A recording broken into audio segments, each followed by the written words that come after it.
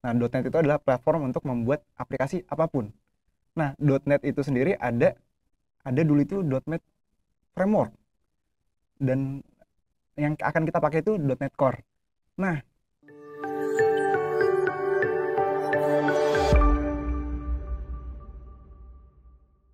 Halo Enigmanians, balik lagi ke Ngorbit, ngobrol bareng IT episode 20.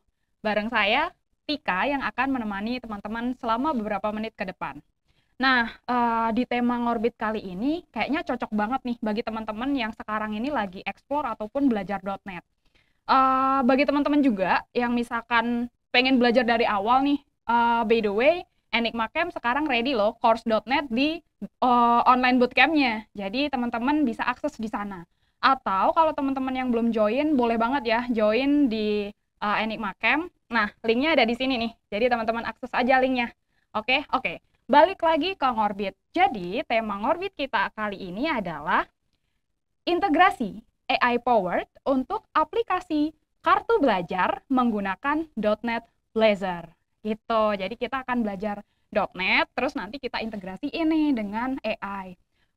Dan untuk pembahasan kali ini ya tentunya saya nggak sendiri, nggak mungkin ya saya ngoding sendiri, terus saya diskusi dengan diri saya sendiri. Jadi saya akan ditemani oleh narasumber yang ya cukup skillful untuk materi kita pada kali ini. Dan bagi teman-teman mungkin yang lagi explore-explore atau bahkan sudah pernah mencoba, itu boleh banget nanti teman-teman typing di komen pengalamannya seperti apa, atau kalau ada pertanyaan atau masukan, itu boleh banget ya. Oke, langsung aja kita sambut narasumber kita, Kak Syahid. Halo halo Kak Kak Tika. Syahid. Oke, ini Kak Syahid ini wajah baru ya buat kita karena ini pertama kalinya loh. Kak Syahid boleh perkenalkan dirinya terlebih dahulu ya. Jadi kita tahu nih backgroundnya Kak Syahid, pengalamannya mungkin. Silakan Kak Syahid. Oke, boleh Kak Tika.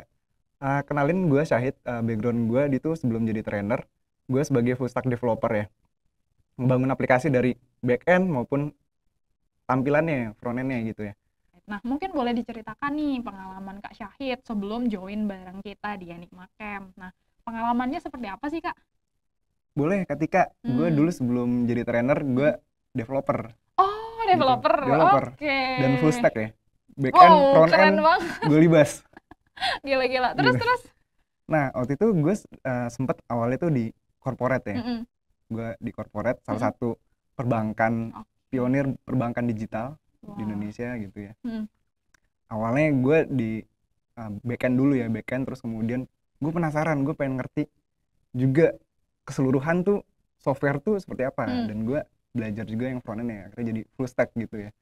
Nah, di situ gue kenal dengan yang ada developer kan kerja itu, Mm. dia itu umurnya di atas 50, Wow, di atas 50, jauh banget dong gapnya. jauh banget. Tapi nyambung tuh kalian. Nah, ada gap sih, perbedaan usia Hmm. ya, antara ya karena udah jauh banget gitu kan, Mm-mm. tapi karena kita sama-sama passion di IT Mm-mm. itu ya nyambung juga gitu. Hmm. Gitu. Oke. Dan dia sebagai apa tuh? Maksudnya ngerjain apa partnernya Kak Syahid yang tadi senior yang diceritain? Senior itu sama sih Hmm. sebagai developer, tapi lebih ke desain sistemnya, alurnya seperti apa, Oke. seperti itu. Ada nggak yang hal yang menginspirasi Kak Syahid gitu terkait dia gitu? Nah, itu sih karena kan udah umur itu tapi Hmm. masih semangat belajarnya tuh, masih waktu itu dia itu awalnya tuh dari .NET, belajarnya Oh, .NET dia heeh. gitu. Jadi jangan-jangan ini Kak Syahid tuh bisa .NET terinspirasi dari dia ya? Iya, udah banget. Soalnya waktu itu pas dia bahas tuh .NET itu kayak passionate banget, dan dia compare-compare kalau di .NET gini mas. Oke. Oke, berarti Kak Syahid ini terinspirasi dari si senior tadi gitu ya. Betul Kak Tika. Akhirnya mungkin sekarang coba-coba .NET dan sampai bisa Bener. nih mau mendeliver materi .NET ini. Wah, itu keren banget sih. Karena ya gitu sih ya, mungkin kalau di IT umur itu bukan apa-apa, hanya angka aja gitu ya. Betul. Waktu itu sempet ada yang nenek-nenek ya Hah? bikin umur 70 atau 80 di Jepang. Itu dia bikin aplikasi loh. Oh Dan iya. akhirnya ngajarin juga teman-temannya untuk bahwa ya umur itu bukan penghalang. Dia mulai umur berapa Kak Syahid tahu nggak? Maksudnya mulai belajarnya umur berapa gitu? Kan udah Pas 7 bulan. udah tua itu. Oh, Iya. baru dong. Heeh. Oke. Ternyata asal ada kemauan, berapapun umur kita itu oke-oke aja. Bahkan banyak juga ya anak-anak kecil gitu yang udah mulai ataupun yang udah apa ya bahasanya yang udah terlanjur berumur pun mulai pun it's okay. Ternyata nggak ngaruh ya. Berarti umur itu bukan apa-apa kalau untuk belajar itu bukan penghalang ya. Oke. Jadi kan tadi udah diceritain gitu ya tentang pengalamannya Syahid gitu. Nah, sekarang mungkin saya dan teman-teman juga penasaran nih, kira-kira apa sih yang menjadikan Kak Syahid ini tertarik jadi trainer di Enigma Camp? Boleh diceritain nggak? Boleh. Nah. Waktu itu kan sebelum bekerja itu aku Mm-mm. ikut bootcamp ya, dan ikut software engineering bootcamp itu kalau fun fact itu Mm-mm. cikal bakalnya Enigma ya. Oh, Jadi kayaknya aku tahu deh ini. sama Katika juga kan. Iya. Katika juga. Kayaknya aku batch sebelummu nggak sih? Iya. Oke. Betul. Terus? Nah, pas itu ya pasti ada teman kan yang masih belum bisa gitu kan. Iya. Dan aku ya sharing dan aku enjoy sharing gitu ya, sharing ngajarin. Oke. Nah, terus ke bawah juga ternyata pas di pekerjaan juga, pas di corporate itu, perbankan itu, Mm-mm. aku juga seneng gitu ketika ada temen yang nanya, Mm-mm. dan aku happy aja sharing. Atau mungkin gara-gara itu jadi kamu mikir kayak, wah kayaknya saya cocok nih kalau berbagi terus, karena mungkin ini nggak sih, kamu jadi puas gitu nggak sih kalau udah sharing dan dia jadi ngerti apa yang kita share gitu? Betul, Jadi itu yang akhirnya, wah kayaknya saya cocok nih jadi trainer di Enigma Camp gitu ya? bisa jadi. Ya salah satunya sih itu. Oke, jadi Salah ini satunya. mungkin salah satu Salah satu pemicunya pemicunya, gitu betul. ya. Oke, tapi dengar-dengar Kak Syahid itu pernah juga ya kerja di startup ya sebelum Enigma Camp ini? Oh iya, betul, pernah. Dan itu sih, mau di startup itu pengen cari pengalaman baru ya, karena kan sebelumnya di corporate ya. Dan coba pindah ke startup, dan kebetulan itu yang bikin tertarik juga itu bukan sekedar startup, dan itu perusahaan internasional ya. Jadi teman-temannya itu dari Southeast Asia, nggak cuma Indonesia, dari Singapura, dari Filipina. Bahasanya apa dong berarti? Bahasanya bahasa Inggris. Nah, Bahasa tiap hari tuh daily stand up itu pakai bahasa Inggris. Terus tektokan semua pakai bahasa Inggris. Kecuali emang kalau tektokannya sama yang teman dari Indonesia. Iya. Keren banget dong berarti. Itu kelihatan nggak sih gapnya? Maksudnya pindah dari corporate terus ke startup itu kelihatan gapnya apa gitu nggak sih? Waktu itu sih kebetulan corporate-nya juga rasa agile ya, jadi udah nerapin agile gitu. Jadi ada sedikit rasa-rasa startup gitu ya. Jadi emang budayanya bagus ya corporate-nya kan. Nah, tapi yang perbedaan ada ya. Ada paling apa ya kira-kira? Birokrasi mungkin ya. Biasanya kan corporate kan birokrasinya lebih apa ya, lebih ribet gitu ya kalau saya bilang. Nah, iya, seperti kalau misalnya kita mau ada ide sesuatu, terus kita mau inisiatif, atau kita mau ngambil kerjaan yang ini, kerjaan itu, agak mungkin lebih harus izin dan lain sebagainya. Tapi kalau malah di startup itu kayak malah itu di encourage, udah ambil aja kerjaan yang lain ambil. Bahkan ada loh yang HR dulu, tech recruiter, itu pindah karir jadi developer juga. Wah, switch karir. Oh, kayak di Enigma Camp banget nih, cocok. Banyak juga kan yang switch karir. Makanya kita juga ya kita menyediakan hal tersebut. Jadi yang pengen switch karir tapi ya dengan syarat dia mau belajar gitu ya. Betul. Oke, bisa. Gitu. Dan lebih cepat kali ya rilisnya, karena kan kalau di corporate itu ini ya ketika harus benar-benar bebas bug sih kan, harus testing, terus keamanannya juga harus benar-benar ketat banget. Ada pen testernya, ada security testing gitu kan. Ada ini juga izin, misalnya kalau finansial gitu kan harus izin ke OJK dulu dapat compliance gitu ya. Benar-benar. Jadi gitu. Tapi happy ya berarti di corporate ataupun di startup ya. Happy karena positif banget, walaupun startup 2 minggu sekali rilis. Ada aja rilis. Coba banget ya. Ada aja rilis, dan fokusnya itu ada satu sprint itu kan 2 minggu ya ketika ya. Itu ada 3 fitur bersamaan gitu, ada 3 domain yang berbeda gitu. Jadi ada 3 rilis yang berbeda, jadi Wah, lumayan cukup menantang ya. ya, cukup tertekan nggak? Eh, Oke. Hah? lumayan tertantang, tapi nggak seperti yang dibilang startup itu wah burnout atau gimana, enggak Oh sih. enggak ya, ya masih oke lah Karena ya. ya agile itu tadi yang itu Hmm. kebetulan beruntung dapat startup yang menerapkan agile, jadi ya harus sustainable juga gitu ya. Hmm. Oke, thank you Kak Sahid. Ini jadi kita ngomongin balik pengalamannya, tapi keren sih pengalamannya Kak Syahid. Oke, jadi ya seperti yang tadi dikatakan ya, kan kita akan ada ngoding bareng nih sebenarnya nanti sama Kak Syahid. Kak Syahid juga udah mempersiapkan aplikasi yang mau di-show ke kita gitu ya, terkait tadi kartu belajar yang sudah terintegrasi dengan AI menggunakan .NET Blazor gitu, benar ya Kak Syahid Betul. ya? Oke, nah mungkin di awal-awal Kak Syahid boleh dijelaskan dulu teknologinya ke teman-teman. Jadi Hmm, teman-teman di sini tahu apa sih yang masih awam gitu ya, atau baru pertama oke kali, boleh. jadi nanti nggak asing nih sama penjelasan-penjelasan Kak Syahid. Mungkin boleh Kak Syahid. Oke. Nah, .NET itu adalah platform untuk membuat aplikasi apapun.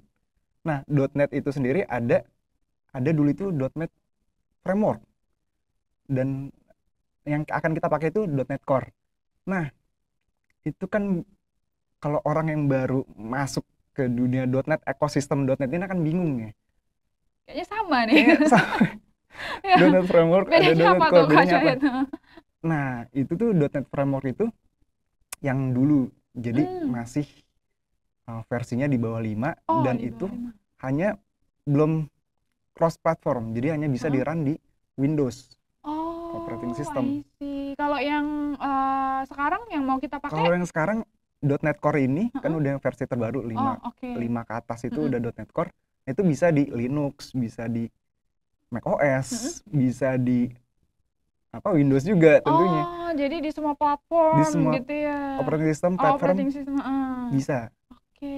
Nah, itu yang jadi alasan kenapa .NET ini naik lagi. Oh, jadi sekarang lagi naik daun nih. Lagi naik daun. Itu Pantesan karena kan Enigma Camp sekarang ini Kak Syahid nyediain apa course course .NET .NET. ini.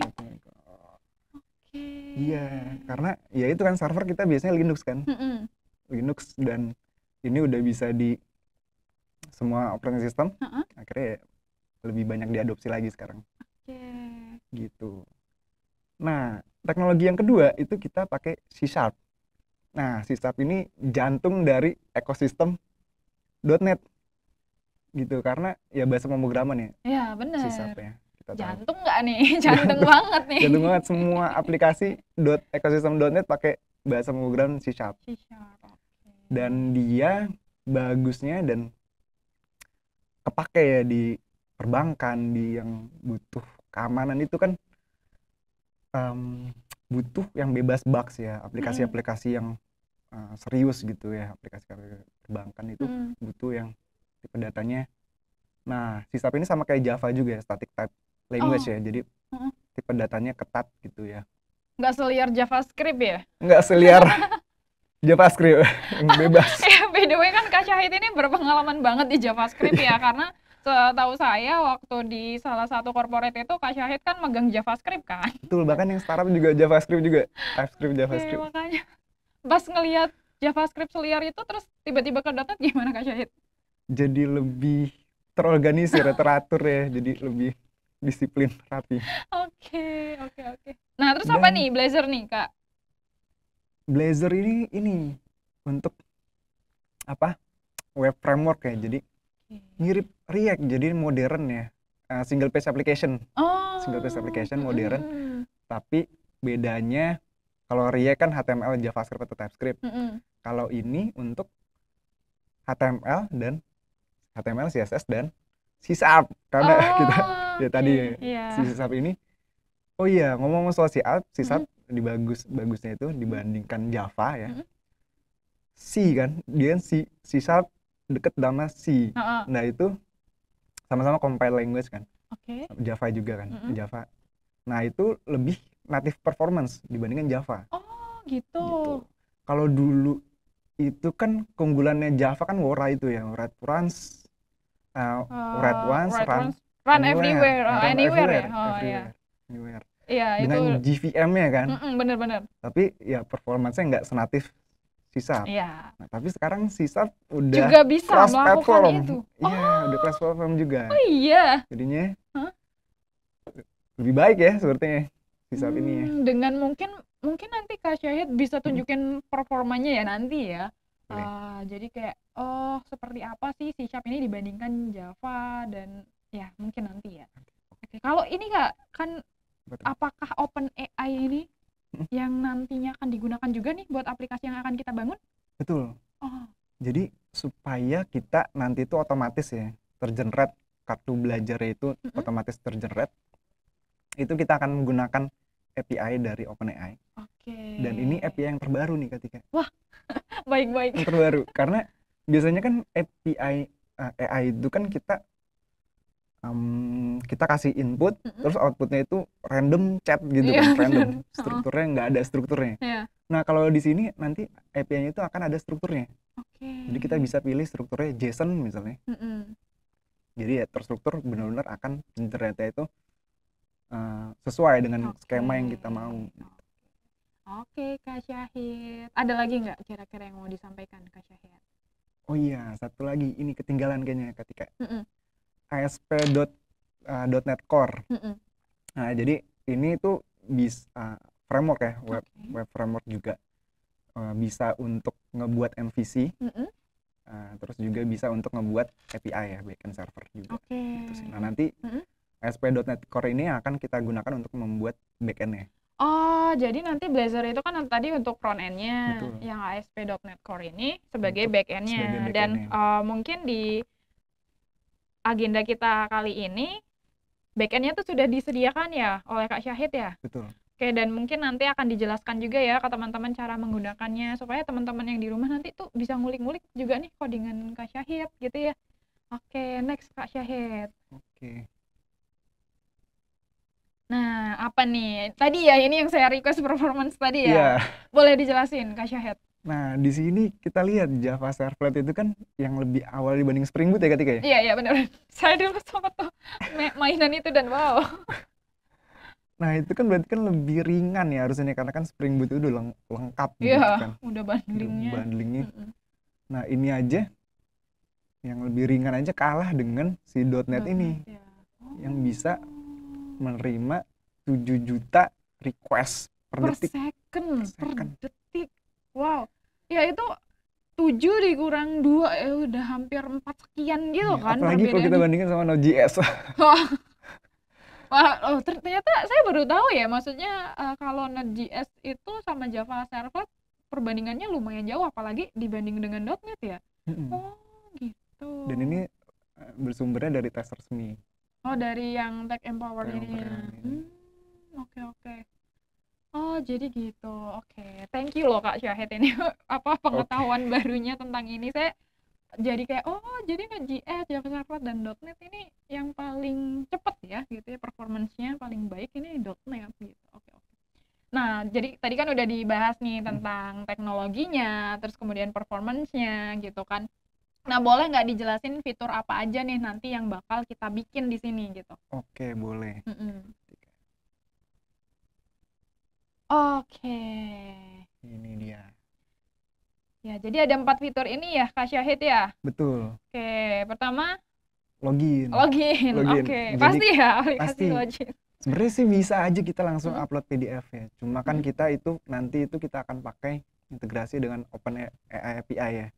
Jadi ada baiknya kita nggak bisa sembarang orang dengan gampang bisa langsung akses gitu ya. Jadinya baiknya kita amankan dengan fitur login ya. Login aja gitu. Terus yang kedua upload PDF-nya nih. Upload PDF-nya. Jadi nanti kita bisa upload PDF materi yang kita mau pelajarin gitu ya. Materi yang kita mau pelajarin.